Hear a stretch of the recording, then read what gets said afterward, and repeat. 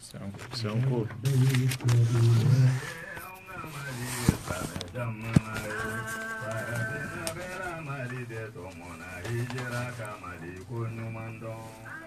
Si sama domaine kane kungo doye ne ka journée tien bolo peu ni appel sou doye. Ayen wele ko ale be yuwaru ko do de balma ke wele ko ka ko ale karamo bade ko ka wari chama yani soni che ko ka do ka sono ko so abasoro so fara warla ko ya atay ale fana wati wa binani ayochi ay wati aya ate karamɔgɔkɛ dɔn a t'a dɔn a bɛ dugu min na a ma deli k'a ye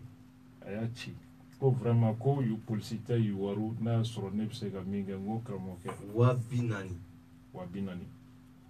ale bɛ fɛ ka mun de kɛ 200,000 ko ka cogoya kɛ polisiw ni fɛnw n ko a ye se polisiw ma ko polisi tɛ yuwaru n ko fɛɛrɛ kɛ polisiw bɛ sɔrɔ yɔrɔ min i ka taa ye i ka taa ɲɛfɔ ye ne ye n ka telefɔni tigɛ kuma caman nege tɛ ne na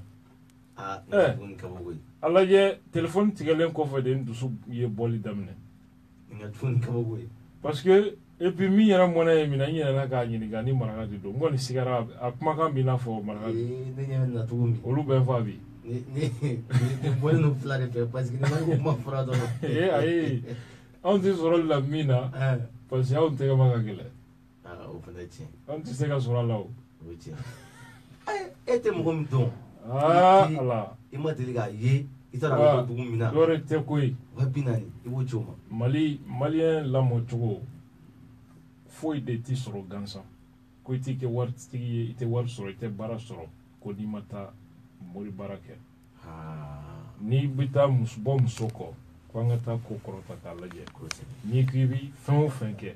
hali examen k'i si kɛ i tɛ leçon ta i tɛ baara kɛ kan ka taa ko lajɛ donc a bɛ mɔgɔw yɛrɛ hakili la mɔgɔw lamɔna ten des années et des années sani nin hakilina ni miiri su ka ben ka bɔ mɔgɔw la ninnu bɛ dɔ da maaw kan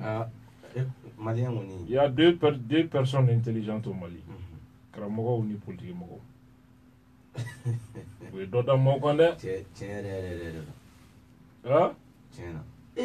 mais mɔgɔw bɛna kekuya ni bɔsili min filɛ nin ye ka fara cuneti kan wallahi mɔgɔw b'u ɲɛ da yɛlɛ a bɔ sisan ni cɛ taara polisi la an ka kɛ polisiw ka sɔrɔ yuwaru dɛ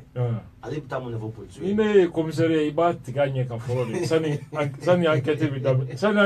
daminɛ parce que ni fɛn sugu e salen tɛ foyi te maa appel dɔ k'e wele i tɛ numéro dɔ i t'a tigi dɔ i ma deli ka 40,000 ci ko tila ka don so kɔnɔ ko i b'a sɔrɔ so fara wari n'a y'a sɔrɔ o tigi bɛ se ka so fa wari la o bɛ e wele mun na k'e ka dɔ ci ale ma i b'a fɔ danfara yɛrɛ tɛ dɔw ni bagan yɛrɛ cɛ mais sisan est ce que appel min na kun wagati min o y'a sɔrɔ a bɛ cogo di vraiment ne yɛrɛ kɔni pour que n dusu ka lafiya n ye n ka telefɔni tigɛ fɔlɔ ko kuma dɔ la kuma dɔ bɛ f'i ye a bɛ k'i kɔnɔ ko a tigi k'i dalakɔrɔbɔ de kɔ wallahi an bɛ tɛmɛ n'an ka sɛbɛn kumaw ye nin ko ninnu tɛ ban fɔlɔ nka maaw bɛ n'u ɲɛ dayɛlɛ nin bɛɛ kɔfɛ kunnafoni lase sɛbɛn min bɛ yen n'an k'a ma ko l'indépendant o ye a jira k'a fɔ Sumayila Bube Mayiga a ye Union européenne ka cidenw bisimila an ka jamana minisiri ɲɛma Sumayila Bube Mayiga kununko araba a ye ambassadeur bisimila Alain Holville Union européenne ka délégation ye maa min ci kana an ka jamana kɔnɔ ani Angel Losada tun bɛ ɲɔgɔn fɛ n'o ye représentant spécial de l'Union européenne pour le Sahel ye ni maaba ninnu sigira ka kuma lahala min bɛ sen na Mali yɛrɛ basigili ko kibaruyaw la kɛrɛnkɛrɛnnenya la jamana kɔrɔnfɛla ni cɛmancɛ gɛlɛya minnu bɛ yen u da sera o kumaw ma an ka jamana minisiri ɲɛma Sumayila Bube Mayiga ani ambassadeur Union européenne tɔgɔra Holville u da sera kɔrɔfɔ min fana ma o ye Sahel bɛ se ka lakana cogo min ani kalataw bɛ se ka labɛn Mali kɔnɔ 2018 minnu na o kalata ko kibaruyaw la u ye an ka jamana premier ministre hakili sigi ka layidu di k'a fɔ Union européenne ka dɛmɛ bɛ an ka jamana ye 2018 kalata ko la nafolo ko sira fɛ fɛɛrɛ ni minɛn ko sira fɛ o kuma u ka dɛmɛ jɔlen don an ka jamana ye lakana ta fanfɛla fɛ u ye a jira k'a fɔ cɛsiri min bɛ senna an ka jamana faamaw fɛ yaasa ka se ka Mali camancɛ lakana cogo min k'u bɛ o foli kɛ ka ɲɛsin an ka jamana faamaw ma. O kɔfɛ u ye foli kɛ ka ɲɛsin min y'an ka jamana faamaw ma G5 Sahel ka baara min daminɛna yaasa ka kana sabati Mali a n'a sigiɲɔgɔn jamanaw bɛɛ lajɛlen kɔnɔna la. O G5 Sahel ko kibaruya la ambassadeur Alain Holville a ye a jira k'a fɔ Union européenne u bɛna cɛsiri bɛɛ lajɛlen kɛ k'u nin don baaraw la yaasa sigi min bɛna kɛ n'o ye Forum international pour la mobilisation des ressources financières yaasa G5 Sahel ko baara bɛ se ka kɛ a ɲɛ ka cogo min février kalo nata o sigi bɛna kɛ Bruxelles u bɛna cɛsiri bɛɛ lajɛlen kɛ u bɛ se ka kɛ wasa ye cogoya minnu na.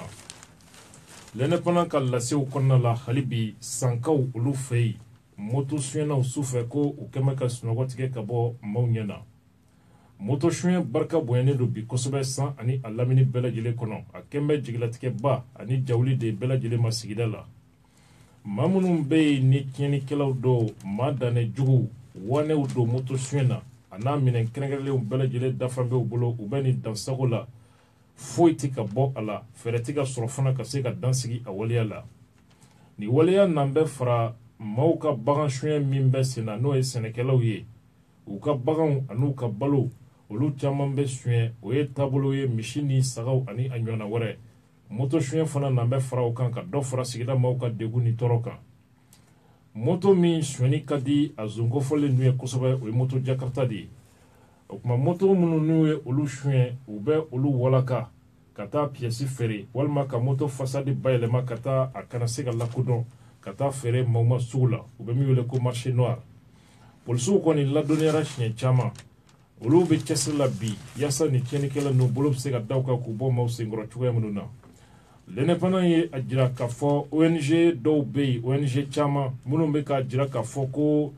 jamana wɛrɛ maaw bɛ ka ye Mopti mara kɔnɔna la minnu jiran bɛ k'a fɔ ko terrorisiw don u bɛ ka caya kosɛbɛ dunanw Mopti mara kɔnɔna la. Sénégal terrorisiw ani Nigeria jamana den dɔw ONG minnu bɛ Mopti olu caman bɛ ka kule bɔ k'u kofɔ k'a fɔ k'u bɛ ka caya Mopti mara kɔnɔ. Nin bɛɛ ma hakili jigin fɛn min na 2012 a ɲɔgɔnna waleya min kɛra ni u taara sigida jeunes caman fara ɲɔgɔn kan ka olu kɛ gɛrɛkɛlaw ye ka ɲɛsin an ka jamana ma ka kɛɲɛ ni ONG dɔ coordinateur ka ɲɛfɔlen n'o ye Think Peace Mopti ye. Dankari wale minnu bɛ kɛ Mopti a yira k'a fɔ a fanba bɛɛ lajɛlen baara jugu kɛba ye Mopti ka denw yɛrɛ ye tiɲɛnikɛlaw kɛmɛ k'u bolo don minnu kɔrɔ k'u bila tiɲɛni na. Kunnafoni an y'a sɔrɔ sɛbɛn min kɔnɔ an ko a ma ko l'indépendant.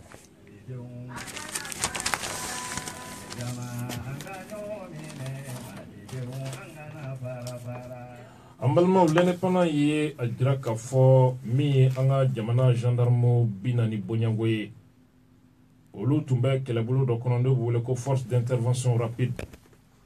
u ye jamana kɔrɔnfɛla bila ka boli k'u b'u kunda Bamakɔ kan kana yan kabi faya kɔnɔ ko cɛdenw bilala ka t'u minɛ ka kɛlɛminɛw b'u bolo k'u bila kaso kɔnɔ an bɛ yɔrɔ min na ko sisan. Gendarmew ka maa 40 bɔɲango n'olu tun bɛ force d'intervention rapide kɔnɔ u kun bɛ kɔrɔnfɛla la jamana kumabɔli baaraw la ko u ye o baara bila k'a fɔ k'olu bɛ segin Bamakɔ. Mali yɛrɛ ka cɛfini tabaw bilala o nɔgɔnni fɛ ka taa u kunbɛn faya kɔnɔna la ka marifa b'u bolo ka nɛgɛ k'u la. Marifa bɔlen kɔfɛ u bolo ka nɛgɛ k'u la u ye u kunda n'u ye kasobonba kan. A yira k'a fɔ olu kɔni ye cɛsiri suguya bɛɛ lajɛlen kɛ kunnafonidilaw ka u kunda kogo la ka dɛsɛ yaasa u bɛ se ka dɔ faamuya ko in na nka ko kunnafoni jɔnjɔn si ma sɔrɔ ka di olu ma nin ko in na. Ninnu kɔni ta bɛ jate i n'a fɔ abandonné poste ko u ye u jɔyɔrɔ de bila ka boli k'a fɔ k'u bɛ segin ka na min ye Bamakɔ kɔnɔna la u yɛrɛ tun bɛ jamana kɔrɔnfɛla fɛ lakana sabatili baaraw la ni terrorisiw ka dankari wale sɛbɛkɔrɔ caman bɛ yen. Olu bɛ kunnafoni in sɛbɛn waati min lajɛ dɔ tun bɛ sen na jamanatigi ani lakana koɲɛ bɛ maa minnu bolo jamana kɔnɔ olu ni ɲɔgɔn cɛ n'o bɛ wele ko conseil de défense. U da tun bɛ kuma min na o ye jamana lakanako ye. Ni maa ninnu minɛni n'o ye gendarmew ka cɛ gɛlɛnw ye siga t'a la a conseil de défense senfɛ da bɛna se a kuma ma. Ni gendarmew ninnu ka u walaki ka bɔ jamana cɛfini taba tɔw la a yira k'a fɔ a bɛ maa hakili jigin fɛn min na o ye 2011-2012 gɛlɛya min bɛnna an ka jamana kan ni an ka jamana cɛfini taba dɔw ye marifa ni kisɛw bila ka u bila civil fini na k'u kunda Bamakɔ kan fanga dafri tugoro la marskalo kile mugan ani fila ba fila ani tan duuru min ni o kɛra sababu ye ka gɛlɛyaba ɲɛsin jamana ma maa minnu tun bolila kɔrɔn fɛ ka na Bamakɔ olu de nana o tiɲɛni kɛ Bamakɔ kɔnɔna la yan kunnafoni l'indépendant ale de ka ɲɛfɔli don nka anw ka faamu na hali bi fɛn min ye ninnu bila ka kɔrɔnfɛla bila k'u bɛna Bamakɔ n'a y'a sɔrɔ ko bɛnbali dɔ de kɛnbɛ sabu n'i ye kɔnɔ kɔni pannen su fɛ jiribolo la ka na siga la fɛn dɔ magara la anw m'a fɔ n k'u jo don ka kɛlɛ dabila sabu o ye indiscipline grave de ye armée kɔnɔna la nka hali bi anw b'a fɛ ka faamuya mun ye ninnu bɔ kɔrɔn fɛ ka fɔ u bɛ se yan maa minnu n'u bɛ yen u kun bɛ yen ka kɔrɔ mun y'u bɔ yen k'u kun da Bamakɔ kan kuma dɔw la kunnafoniw bɛ di i b'a sɔrɔ a bɛɛ tɛ fɔ fankelen de bɛ jira a ko tɔ yɛrɛ n'o ye ko yɛrɛ nimayɔrɔ ye bolo bɛ biri o kan n'ala sɔnna ni fɛn min faamuyara la o kɔfɛ sabu l'indépendant ye a jira k'a fɔ olu yɛrɛ na segin ka na a kunnafoni kan o kuma n'olu segira ka n'a kan anw fana ma min faamuya la o bɛ lase insha Allah.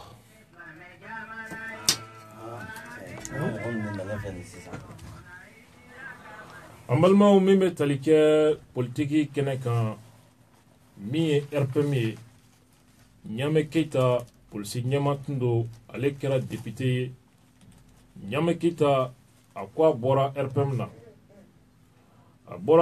na a kundan bɛ yɔrɔ min ka o masinɔ siga kɔni bɛ yen n'a y'a sɔrɔ ADP Maliba ni kumaɲɔgɔnya tɛ n'olu ni ɲɔgɔn cɛ nka a ma kɛ cogo cogo talen ye a ko na sidɔn nka a bɔlen kɔfɛ a ye dantigɛli dɔw kɛ k'a fɔ ko n'i y'a ye ale bɔra RPM na narakaw ka sirako o ye narakaw haminakoba ye ale y'o de laɲini kɛ RPM bolo ani a y'o laɲini kɛ fanga bolo ko jɛmakɛ n'o ye ale fana ye da tan ka bɔ an balimaw anw y'a fɔ aw ɲɛna yan n ko ni sankura in mana dayɛlɛ n'o ye janvier kalo ye fo ka taa vote ban tuma bɛɛ i bɛ dɔ ye ko n bɔra fanga nɔfɛ a tun bɛ ɲɛna a bɛ tan n ye nin kɛ jamana tɛ taabolo ɲuman kan opposition fana i b'a ye dɔw bɛna bɔli daminɛ ye a tun b'an ɲɛna jamana ko don ja fitinɛmaw don an y'a fɔ cogo min a baara daminɛna wa hali bi a tɔw bi kɔ min bɛna bali maaw la ka tɛmɛ nin bɛɛ kan Ɲame Keyita ye nin kuma min fɔ min ye Nara mara kɔnɔna la maire minnu bɛ yen n'o ye mairie baarakɛlaw ani conseiller dɔw ye olu y'a jira k'a fɔ n'a y'a sɔrɔ bɔkun wɛrɛ b'a la olu t'o kɔni sidɔn nka a bɛ ka kun min fɔ ko Nara sirako o tɛ tiɲɛ kuma ye olu tɛ se ka sigi k'o kuma to a da Nara mairie conseiller dɔ Gire an bɛ tun ɲini kɛlɛn bɔ fɛ Gire mairie conseiller dɔ o ye Nara cercle ye ale ye parti min ye o ye URD ye fanga sina don ale ko Ɲame ye nin kuma min bɔ a da tiɲɛ kuma tɛ wa ale tɛ se ka sigi k'o nkalon lajɛ o ka don jamanadenw hakili la ale kɔni tɛ a bɔkun dɔ tɔn in na nka a bɛ ka ko min fɔ n'o ye sirako ye ale dadɔnyɔrɔ bɛ o kuma na sabu ale ye o sidɔn Bayi Jakite a ye min sɔrɔ ka fɔ jaabila nin ko la conseiller don Nara cercle o mairie kɔnɔna la a ye min sɔrɔ ka fɔ an ka Bayi Jakite lamɛn. A bɛ i ye kuma min tɔgɔ ma an fana an bɛ a mɛn o mɛcogo de la k'a fɔ ko Ɲame démissionné na ka bɔ RPM na bon o tɛ problème ye o ye Ɲame ani RPM ye nka mun ye i filɛ ka mun fɔ ko sirako n'i ye na conseiller ko sɔrɔ mun tɛ ne ye a bɛ se k'i jaabi nin jaabi cogo la n'i mana société civile mɔgɔ jɔlen ko sɔrɔ ne bɛ nin jaabi cogo la a fana bɛ se k'i jaabi o jaabi cogo kelen na bon Ɲame ka vie a ka vie n ka bonya b'a yɔrɔ kosɛbɛ n ka cɛkɔrɔba don n mɔkɛya de bɛ s'a ma sira dɔw fɛ mais mun ye o y'o ye ne bɛ parti mun na ne ka parti opposition de an ye baara kɛ sirako in na dɔɔnin ko n bɛ se ka fɔ kosɛbɛ sira Nara sira bi ma bila sen nɔ Ɲame tun bɛ polisiya la polisi ɲɛmɔgɔba tun don Kisimadu ka ala ka hinɛ kɔnɔ na polisi ɲɛmɔgɔ tun don o y'a jɔyɔrɔ fa Nara sira in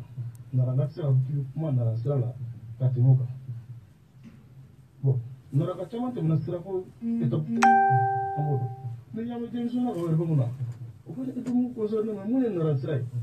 à vrai dire ne tun bɛ sira kelen jumɛn de don ka bɔ Kuala ka taa Nara Kuala Nara Murtani Nara Ɲɔnɔ ka tɛmɛ Gire fɛ n'o ye ne yɛrɛ ka commune ye Moribo Keyita wolodugu ye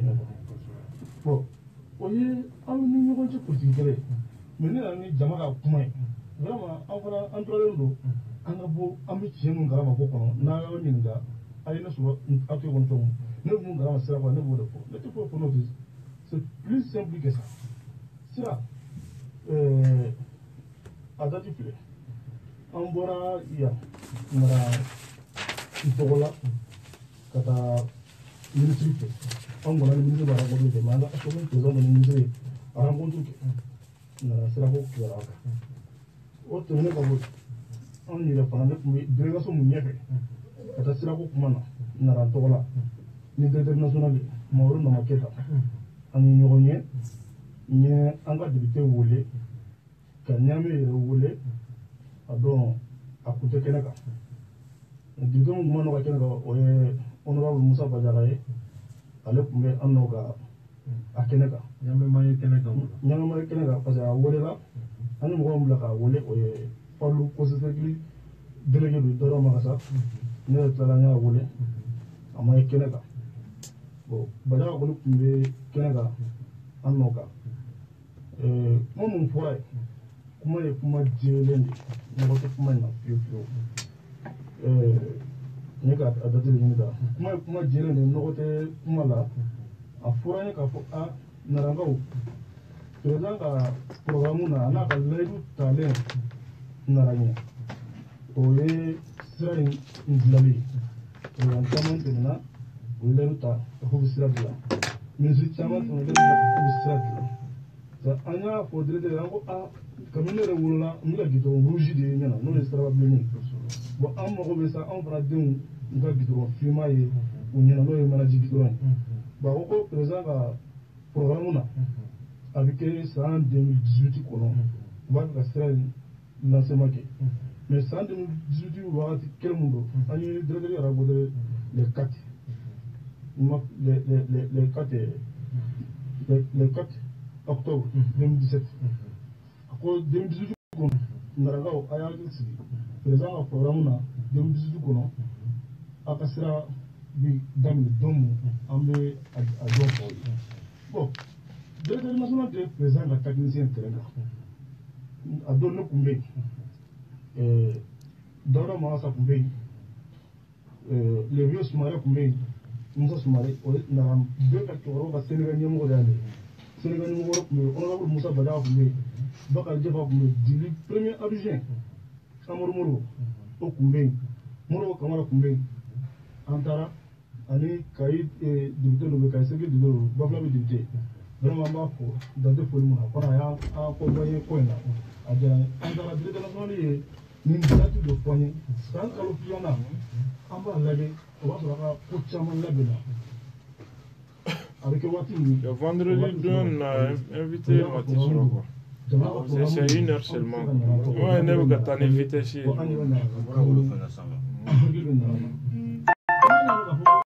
venir ou bien c'est pour interviewer tout le monde a message voix type enregistré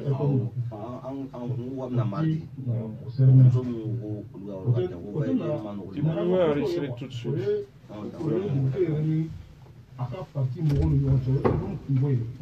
o tɛ nana mun ye kuma in tɛ sababa ye wala kuma di kuma sabalama ye anw ni directeur ye ɲɔgɔn ye directeur an dalen bɛ directeur la hɔrɔn don président ye hɔrɔn ye ministre ye hɔrɔn ye an taara an y'o rencontré kuma mun fɔ an ye n filɛ ka mun fɔ olu k'o de fɔ an ye anw bɛ kala tɔgɔ kuma de kan ni san kalo filanan sera an bɛ segin ka taa u ma bon a ko ko san kalo filanan filɛ ka se a ye jɔn programme an ye n'u ye mun fɔ la de sa anw bɛ bɔ ka kuma n'o ye ani Sénégal minnu taara ani Sénégal de aussi commencé ɲɔgɔn fɛ bon an ka sira entretien min kɛ entretien kun man ɲi entretien sagi kɛra hali entreprise minnu ka entretien kɛ u ko an ma aw minnu société civile ye ani aw minnu mairie ye a y'aw nɛgɛ a ye sira in sigi pour sira entretien aw ka kɛ baara ka kɛ gidɔrɔn ka entretien ka se ka kɛ ka ɲɛ bon na an kɔsara ka kɔfɛ san kalo filanan n'u ye kuma minnu fɔ anw ye an bɛ bɔ ko o de da nana tulɔ kan mais mun bɛ ka fɔ sisan o mɔgɔw mun bɛ k'o fɔ o tɛ commission kɔnɔ a bɔra a yɛrɛ ka nafa wɛrɛ de kama n'o de nana sira ko ten o kana fɔ ko in kɔnɔ quoi anw bɛ kuma n'o yɔrɔ de tant que min bɛ n na tant que n bɛ mun kalama a tɛ komi n bɛ ka fanga dɔgɔma dɔɔnin ayi n ka sira tɛ fanga in fɛ n tɛ fanga in na ni opposition de la partie opposition de Bebodo, ni la objectif. Yordi ka conseil. Nala auto la boka na tola. Tona ki la on de la. Pour vite fermer quoi. On de bala. Ni fanga ko côté munye pour ali directeur national de anga jamana ni mo mun ge famo ye. Ni le fond pour ambe kuma ni o kuma de. Fanga e kalfa de na jiri ma wati mu. Imana mu ko mo yo bu sisi o de. Directeur national ko kuma ko fe. Kuma ko mo na ko tiete. Ninde ko fo yere andra de national fa mu poignet comme ça kalo plana naramina programme chom o bina ke o mi naranga la mi ramalion na février kalo mais février le hajam do mu fanya o sa kalo plana naran sira ma programme lazim do wati mu ka do wati mu programme ko do ama foni na ya foni trop aka ba ki ka ben wati na am ko continue de no mu ka humura parti wono maga sira do mu awa nga bobi kuma de meti mona kuna mabo iyo sana ne ke fanga kwa ngono iyo fanga dende on bi ko kuma iyo fanga dende ko wala de be on de mundo mo wala sa iyo akiti no sa akiti mo wala sa album akiti no sa akiti mais pas mo ne sana ne fu no ka ko bi o tu bi bo ka ko ni ne make ani professeur no famo kana aminama opposition kana aminama mo jote kana au aminama o ka ya fama ne ala akra ko hajito an ga sira fiman wala an mako bɛ sira fiman de sa an mako ka sira fiman de n'o tɛ an mako tɛ nin ko ninnu na bi aujourd'hui an le président nana le président an bɛ bali a fɔ yan dan tɛ foli mun na nka an ye kursi kɛ heure kɛ a y'an wele a y'an accompagner a taara n'o a bɛɛ la Musa Badiara an ka député an b'a fɔ dan tɛ foli mun o ye album député de taa ni nin ka wari b'i bolo ka min yɛlɛ vraiment n'a sɔrɔ kumakan laban b'i bolo ka da kunnafoni la. Ma ala mo ka da provoca vraiment polido kata ire ma kale ni mo adi ye kuma me ye ngole e ki na fe kana ni ni ga version be te ani jenu di ten na be jenu antanga jamana to do bolo bi ka ko do na ko vraiment be male be ko da de polo na diga arabe ko diga barale no mo be fo da de polo na vraiment nembo ni ambe hakati min de jamana fe ko kana amne mama ko hagel to na la ni na la sadla abu do na la sécurité abu transport no ya na ba ko abu transport no ya na ra murtani ko am pa de ko na on yo mun na fala mun de ni bonu ambu ni famofe ani ala na kira fe ala kasira ngada ma fama amma ko de fama ka ko karza to fama ala ka famu mo ngula be ala ka fama da ma ka sira la se on sira na ke ambalma ni ye narakaw ka ɲɛfɔli ye hami min b'u la o y'u ka sirako ye ni maa taara i ka politiki kɛlɛ ta ka da o kunna o ko o tɛ olu ka kuma ye olu ka kɛlɛto ye olu mago b'u ka sira dilanni de la bamananw ko ten dunu mankan o bala mankan o nin bɛɛ ka di ko ye nka kɔngɔtɔ tulo tɛ foyi la ni kolonkala mankan tɛ an balimaw nin ye URD ka maa de ye Bayi Jakite mara kɔnɔ nka a bɔra ka hɔrɔnya kuma fɔ o kama ne b'a jira aw la k'a fɔ mɔgɔw kana bɛɛ gosi ni bere kelen ye opposition kɔnɔmɔgɔ bɛɛ tɛ maa jugu ye i n'a fɔ fanga yɛrɛ kɔnɔmɔgɔ bɛɛ tɛ maa ɲuman ye a bɛɛ tɛ maa jugu ye ɲuman bɛ nin fan fila bɛɛ fɛ tiɲɛnikɛla ni faso den jugu bɛ nin fan fila bɛɛ fɛ an balimaw Joyila mara kɔnɔ anw y'a jira cogo min jamana in kɔnɔ maa maa ka hinɛ sera a ka sigida maaw ma anw b'a fɔ diɲɛ ka mɛn tɔw ka fadenya i la ka hinɛ u ka sigida maaw la Bananzole Burama député do RPM tɔgɔ la a ye cɛsiri min kɛ an ye wulikajɔw kɛ a nɔfɛ maaw bɛ se k'a ye cogo min a ye dɛmɛ min kɛ a ka sigida maaw ye a jo tɛ ko fɛn o fɛn na ni anw bɔra kalama ne yɛrɛ ye a wele nɛgɛjuru la k'a fɔ a député ne ka faamu na i jo tɛ nin yɔrɔ la ne ka faamu na i bɛ se ka tɛmɛ nin sira fɛ yanni mankan ka wuli i ka tɔgɔ jugu sɔrɔ député kulo b'o la mais le ministre du peuple maître Mohamed Ali Bachili a ye dɛmɛ min kɛ ani kɛlɛ min kɛ fandanw ka hakɛ ɲinini la ne ye cɛsiri kɛ a nɔfɛ tant que a b'o kɛlɛ sira kan anw ka dɛmɛ b'a ye fi sabili la jamana kanu kama a n'a bɛ kɛlɛ sɛbɛn min na o abutili kama maa o maa ko a bɛ gwara da la an y'u bɛɛ lajɛlen lasegin kɔ a kun ye mun ye jamana in kɔnɔ maa ɲumanw lagosili ani maa min bɛ baara sɛbɛn la a lagosili finalement e bɛ mun de nɔfɛ jamana ko la dilanni kɔni tɛ bilen an balimaw Joyila député honorable Mamadu Jarasuba maa min don maa caman tɛ a ka baara lakodɔn sabu media kumakɛla tɛ a ka baara tɛ kɛ media ko kuma ye bi bi n'an bɛ diɲɛ min kɔnɔ yaasa i ka ye i ka kɛta ka dɔn n'i y'i yɛrɛ dogo media la i ka ɲuman bɛ kɛ kolo ye an balimaw Joyila mara kɔnɔ kunnafoni lase sɛbɛnw u caman da sera kuma ma commune 23 min bɛ Joyila mara kɔnɔ a ye dɛmɛ min ta ka ɲɛsin a commune ma u bɛ se ka lafiya u ka ɲɛnamaya taabolo la cogo min ni ONG Arifaruku ka dɛmɛ ye u da sera kuma ma Joyila dugu kɔnɔna yɛrɛ la u ka misiriba min jɔra kabini 1930 a ye o jɔ ka labɛn kura ye ni Arifaruku ka dɛmɛ ye ani ka forage kɛ a kɔnɔna la dugu min bɛ yen ko Boya o ni Joyila cɛ kilomɛtɛrɛ 33 misiri wɛrɛ bɛ yen kabini 2015 u ye o cɛsiri kɛ ani kɛnɛyaso k'a labɛn a ɲɛ kan Arifaruku de ye misiri ani kɛnɛyaso jɔ nka min ye ka kuran don a kɔnɔ o kɛra député ka cɛsiri kɔnɔ ani kilasi 3 bonyanko école karamɔgɔ minnu bɛ yen n'o ye vacataires ye olu ka sarako honorable a bɛ dɛmɛ kɛ nin bɛɛ lajɛlen la imam Abdoulaye Seku Jara ka seereya dilen na ni o ye dugu in kɔnɔmɔgɔ dɔ ye dugu min bɛ yen ko Ngolobugu ani Joyila ville cɛ kilomɛtɛrɛ 40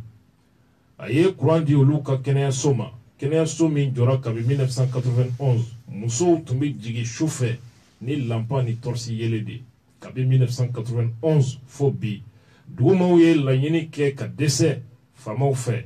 nka min ye député ye ale de sera ka kuran di ni dugu in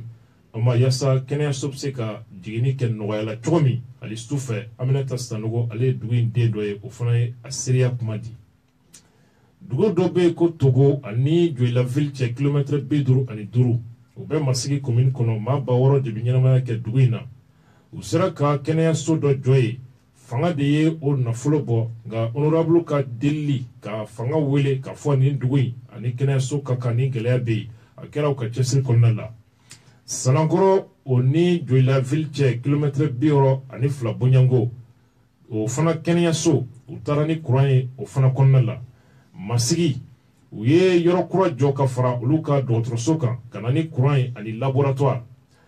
dɔgɔtɔrɔw ka ɲɛfɔli la n'o ye médecin Sidi Kone ye a ko olu tun bɛ taa ni den hakɛ min ye Joyila ville kɔnɔ a bɛ se maa 100 hakɛ ma ka taa jolita kɛ nka laboratoire dilannen dugu in na o baara nɔgɔyara u ma dugu dɔ bɛ yen ko Siribila o ni Masigi cɛ kilomɛtɛrɛ 30 bonyanko ani Joyila kilomɛtɛrɛ 110 bonyanko misiri jɔli yen ani ka taa ni kuran ye o baaraw kɛra Sɛgɛla o ni Masigi bɛ kilomɛtɛrɛ 10 bonyanko la Arifaruku ka dɛmɛ kɔnɔ u ye misiri ni kɛnɛyaso jɔ ye yen yɔrɔ la min ye u ka dugutigi ye o dugutigi Seyidu Hayidara a k'olu yɛrɛ k'a dɔn ko gouvernement bɛ Mali kɔnɔ a kɛra u ka député nali ye honorable Mamadu Jarasuba Masigi kɔnɔna la maison des jeunes o pierre fɔlɔ dara $30 bonyanko ministre Amadou Koita taara o brique fɔlɔ da ka député fo a ye cɛsiri min kɛ yaasa a ka dugu bɛ se ka nin sɔrɔ ka bɔ gouvernement yɔrɔ la cogo min u y'a jira k'a fɔ u ka sira kɛli goudron ye kilomɛtɛrɛ 140 bonyanko député ye a cɛsiri kɛ a baaraw n'o ye étude ye ko o bɛ ɲini ka ban sira min bɛ bɔ Joyila Masigi ka taa fo Buguli o fana lancement olu bɛna daminɛ logements sociaux 100 fu la Arifaruku ka cɛsiri kɔnɔ a tun kan ka jɔ yɔrɔ wɛrɛ de la nka dugukolo ko kɛra gɛlɛya ye Jarasuba sera ka fɛɛrɛ kɛ dugukolo bɛ se ka sɔrɔ cogo min fana kɔnɔna la logements sociaux 100 min bɛna di falaw ni yatimɛw ma o baara bɛ ka fosi ɲinini bɛ ka kɛ maa min n'a ka kan falatɔw ani yatimɛw ni maa minnu ni se t'u ye Arifaruku ka dɛmɛ kɔnɔ an balimaw n'a y'a sɔrɔ maa min bɛ nin bɛɛ baara kɛ ko o tigi ni lagosili ka kan te sabu ko a bɛ nin parti la walima a bɛ nin kungilenni na anw ma hɔrɔnya faamuya o cogo la kuma dɔw bɛ ka yɛrɛ kɛ o dɔ ye k'a fɔ anw yɛrɛ ye kuma mɛn waati min na a kɛra ɲɛna ko bɔnɛ kuma de fɔra député fɛ ni a ka tɔndenw ka lajɛ kɛnɛ kan masigi ye Joyila mara kɔnɔ a y'a jira k'a fɔ minnu bɛ mankan na ko kɛlɛ bɛ IBK ni Tereta cɛ ko kunu tiɲɛ kun don gɛlɛya tun bɛ yen nka bi mɔgɔw ka t'u ci fɛ politiki mɔgɔw ka kumaw don u yɛrɛ ye réunion dɔ kɛ Tereta ni olu bɛɛ ani IBK kuma gɛlɛyara ka se yɔrɔ la u ko u bɛɛ ye Tereta kɔrɔfɔ ko n'u ma sabali IBK bɛna u to ni kuma na a bɛ dimi a bɛ wuli sabu a tɛ kuma caman fɛ a bɛ dimi a bɛ wuli o dimi kɔnɔ k'a kariyalen don yɛrɛ ka taa fɔ ko n'o don tɛ candidat ye tugun sabu RPM yɛrɛ dɛsɛn bɛ ka bɛn anw kɔni y'o kuma de mɛn dugu kɔnɔ dɔw kɛmɛ k'o kɛ fitinɛ sugu bɛɛ ye nka anw bolo maa minnu bɛ baara la ani cɛsiri la anw b'u fo ka da u ka cɛsiri kan an b'u fo ka da u ka ɲumanya kan anw tɛ maa si ka ɲuman ni tiɲɛni fara ɲɔgɔn kan ala yɛrɛ ma maa si ka ɲuman ni juguman fara ɲɔgɔn kan jɔn bɛ kiiri lahara de munna k'i ka ɲuman kelen lajɛ k'i ka juguman kelen lajɛ an balimaw hali furawuna alisilamɛya ma a tɔgɔ jugu dama fɔ u y'a ka kafiriya fɔ k'a ka dugawudenya fana fɔ donc hɔrɔnya tɛ silamɛya tɛ ka maa ɲumanw ta k'u déchirer k'u kɛ maa jugu ye ka kuma sugu bɛɛ dɔw la ka se qui fait que maa min t'u dɔn o b'o miiri fɛn sugu bɛɛ ye ka sɔrɔ c'est pas vrai an balimaw n'ala sɔnna waati wɛrɛw an bɛ segin ka na nin kunnafoni kan inshallah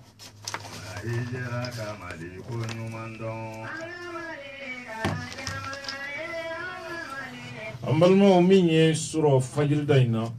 4h du matin n yɛrɛ teri dɔ ye video dɔ ci ma a ko ale ye video in lajɛ sɔrɔ a y'a sɔrɔ minute tɛmɛna nka ko ale ma se ka sunɔgɔ dusukasi fɛ a dusukasi min b'a la Sumala Sise ka kumakan dɔw don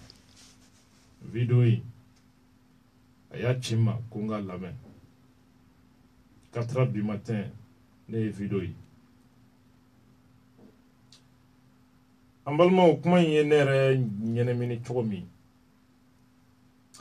fajiri yɛrɛ selila ni tile tɛ ɲini ka fara ka sɔrɔ ne sigilen bɔ n t'a kalama fɔlɔ ko dugu jɛn bɛ ka se nin hakɛ la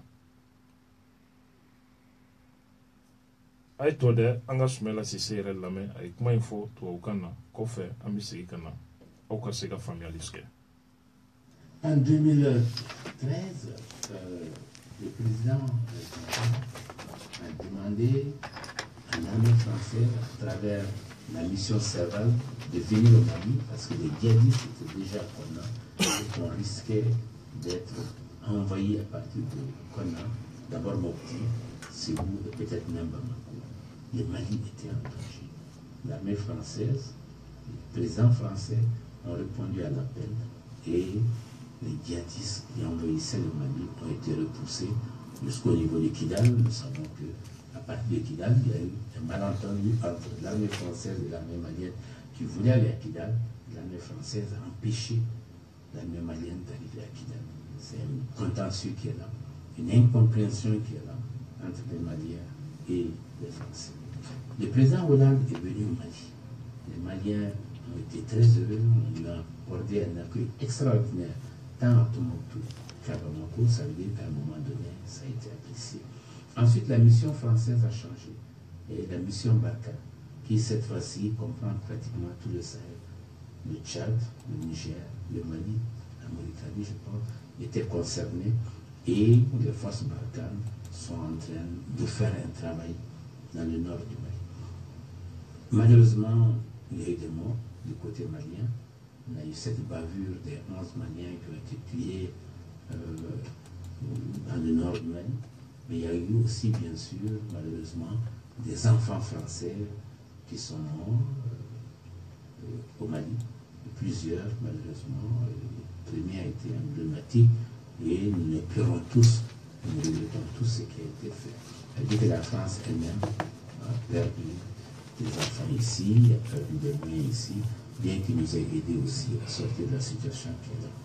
Maintenant, les appréciations sont diverses sur le rôle de l'armée malienne. Ce que je peux dire qui est important, que nous sommes, nous, à l'opposition, il est évident que nous n'avons pas tous les éléments pour tout apprécier. Mais ce qui est constant, c'est que le gouvernement du Mali a signé les moyens les plus simples que l'armée française en ait, c'est au gouvernement malien de dire que l'armée française aujourd'hui ne fait pas son affaire, ne fait pas l'affaire du Mali et demande éventuellement son départ, une réorganisation de son intervention au Mali. À l'opposition, nous avons pas beaucoup d'éléments, à part des coupures de presse, à part ce que nous apprenons par-ci par-là, mais je crois que, en toute responsabilité, c'est à nous de voir que les choses se passent bien. Et cela n'empêche pas de dénoncer ou de regretter certains faits. Nous avons tous regretté le fait que l'armée française ait empêché l'armée malienne en 2013 d'aller jusqu'à Kidal. Ceci est réel.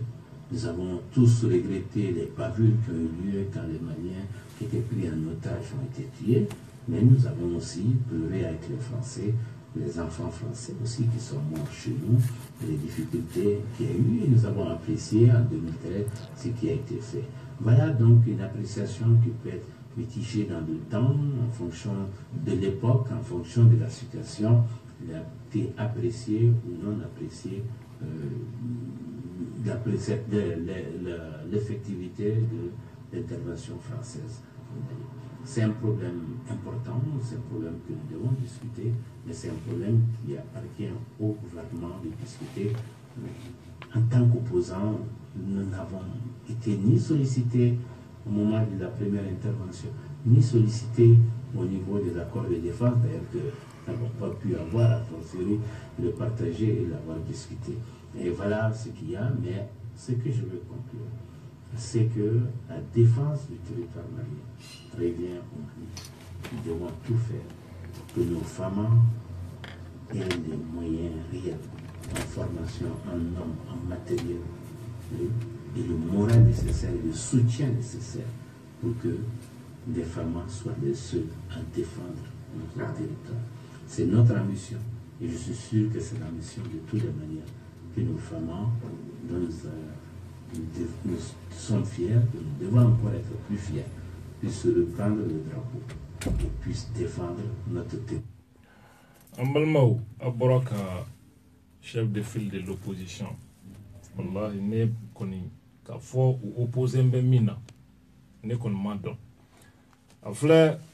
abike ma chamanyana ko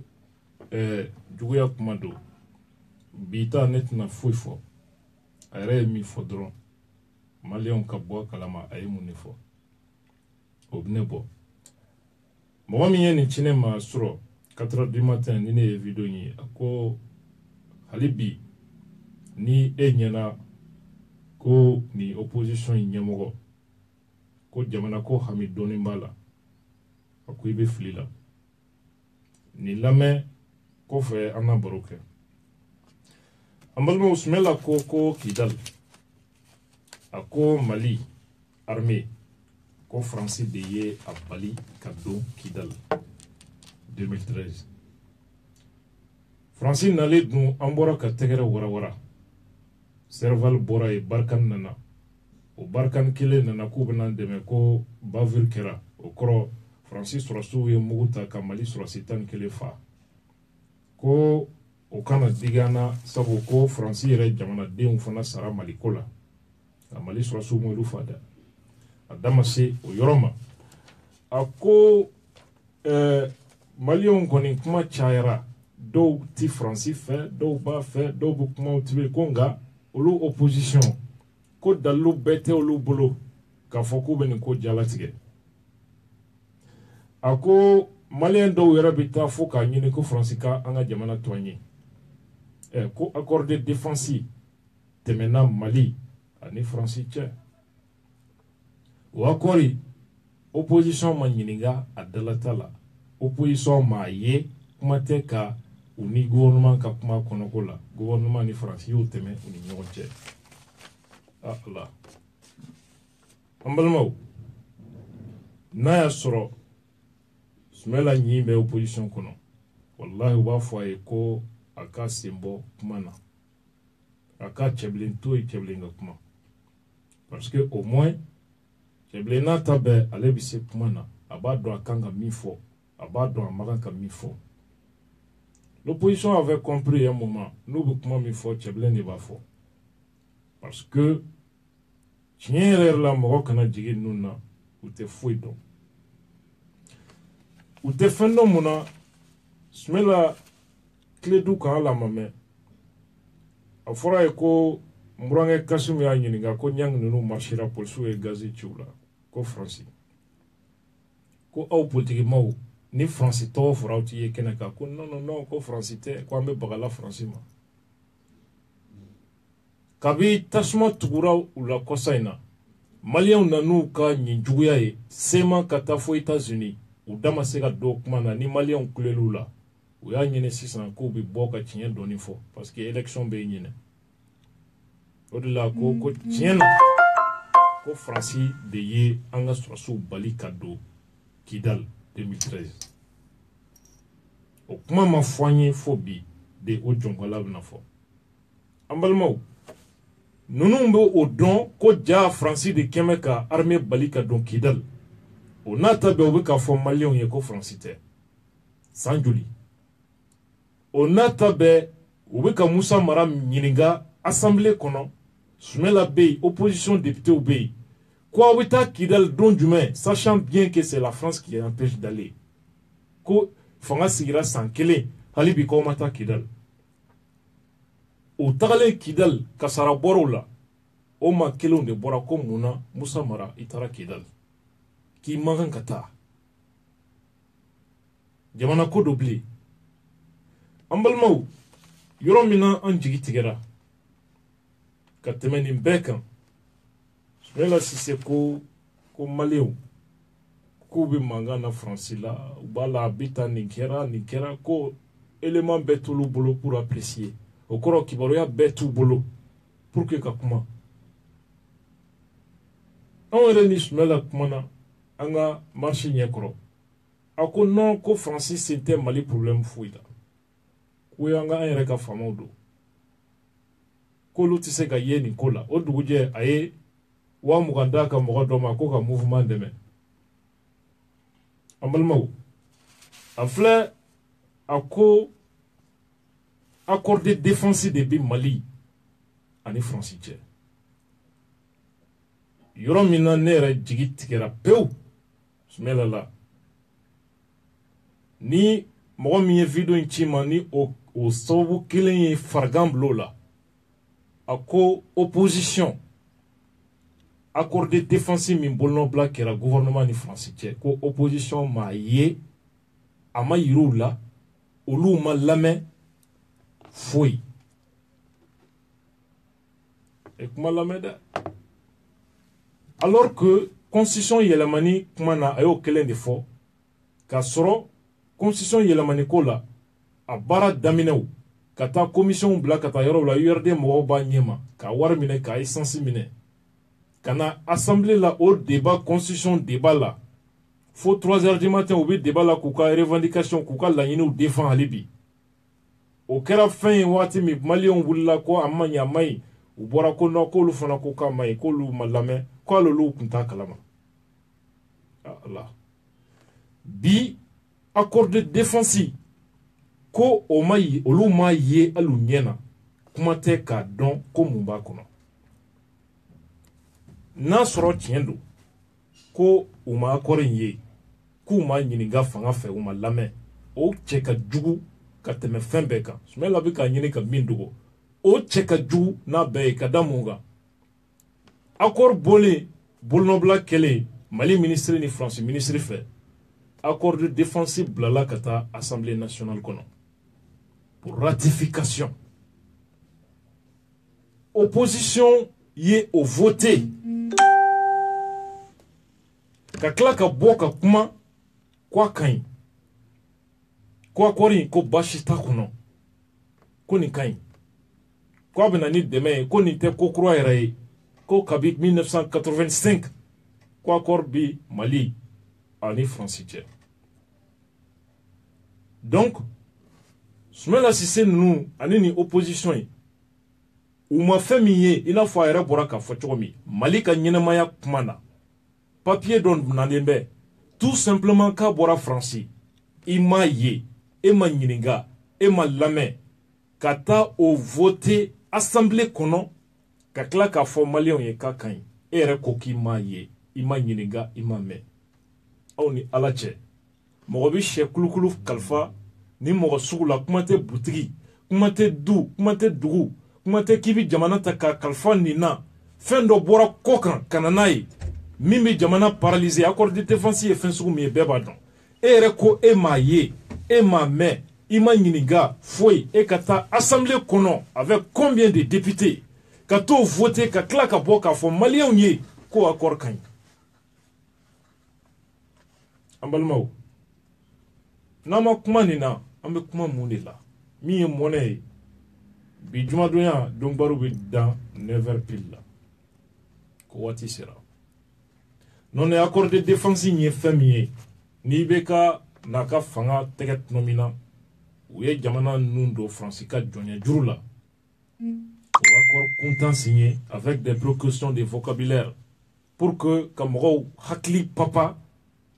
que non, ça c'est pas un accord de défense, c'est un traité de coopération militaire. Pourquoi tenter de dire aux gens que non, quoi accord de défense, c'était quoi traité de coopération de l'eau? Ça a un sens. Et puis, on nous a dit quoi accord de défense de l'eau. D'ailleurs,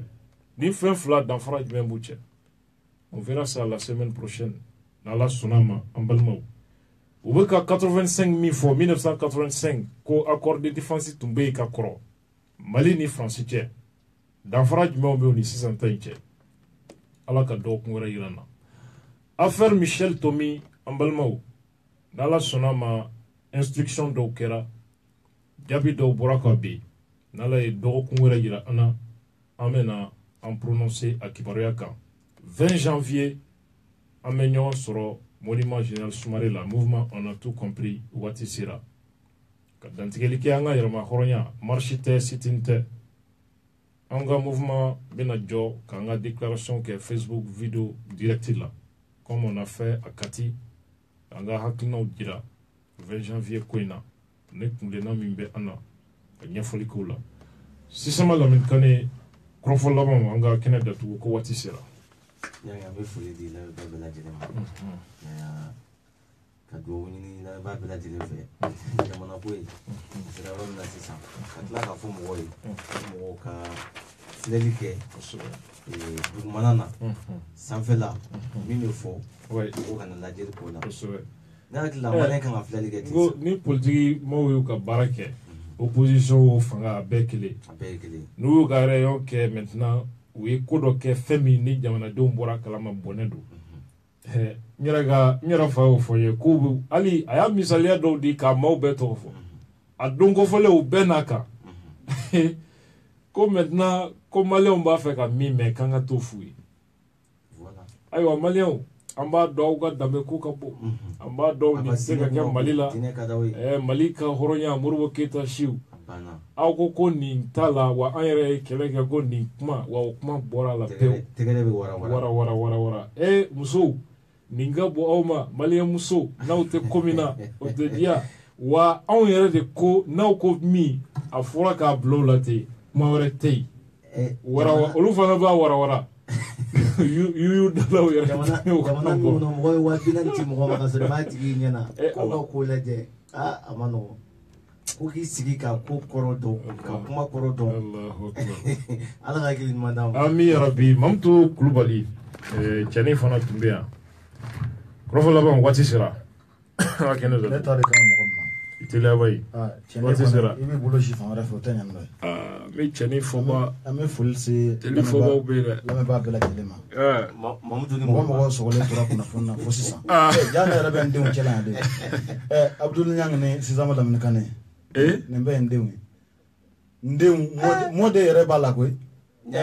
e ma ye o bɛ mɔdenya tulo la tan waati bɛɛ Niang kana diga la Sizama Lamini Kane kuma fɔ ka jigi taa kɔrɔkɛ de kan a jigi taa ma kɔrɔkɛ o kuma y'a cogo dɔn komi n bɔtɔ bi sirimuso ye n deli ko ngana kuma ko nga kulwala ka to bi e ga shiru musuko yere na kuma lasima ko ande ke borade joni shiru musuko mai ko ande ke borade do yere akili jigi do wilo do na ko ale fana e jemando ta ko nyone ko mone wale fa ngone tay miye ne kumo be fo jeman passe de ne bulu kaka ta kare te na produit mai de afo ayo kofi ayo ne ayi nga adoti la godon presa ibe ka ko chokoroba wulila ndado akema ka fami soro no kema ka galabo kura do ala ou bien marque déposé boubé aya akore wulila ko no tifo gwaza buranga Kasim Traoré be yiri ga jamana ndike bonena Clefly la ibe soro dusu kashi dan de na kande ne dusu kashi dan de na mo ka abi energy kura dima uya toro kosebe uya konia foka buka koja mo wi tellement que jugu ya damatemena grande kara kan ko ka chesiri kosebe ami folla se la mba bela jele kosebe inshallah mo so ko le tura kuna fonna fo sisan an radio partenaire an foli bi sa bela jele ma jamana ko kamenu so ko le dana internet an foli bi su pema ani malikono ya an foli be la mba bela jele ko kan ala ka watu wala ira ambalma wali be ka bonyama segi ni bolokorota ke ka nyesi sadi député honorable Kumar Marikoma accord de défense kuma do assemblée kono ale na ka député ye minenche kwa kuma reteke faso janvani kuma tisigi bloc kono ulu nyena ye minenche ka bo wallahi anga fulbuye français visa tigala kwa ti do français blé ati do europe era kono blé espèce Schengen kalo chama ke français de wulila ku chesiri ko fo visa ka dama ka do jouer kalo français ka ya wule ka tana français atara sigi kay Allah amalmo ala ka dokun wara yira ana dokun konfoni amba seme ni yorola ama yo sura na la dina ya inshallah wassalamu alaikum wa rahmatullahi wa barakatuh